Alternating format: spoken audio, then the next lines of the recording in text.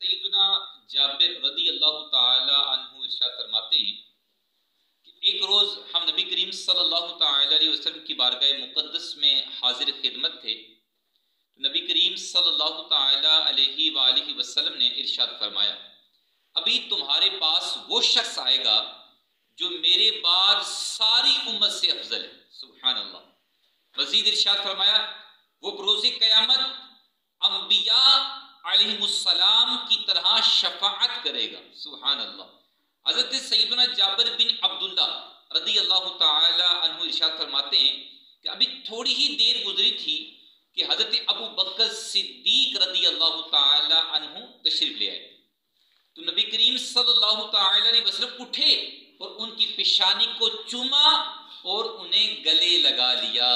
سبحان اللہ. نہایت متقی و پارسا، نہایت متقی و پارسا صدیق اکبر ہیں، تقی ہیں، بلکہ شاہ اتقیا صدیق اکبر ہیں، امیر المومنین ہیں، امام المسلمین ہیں. آپ نبی نے جنتی جن کو کہا صدیق اکبر ہیں.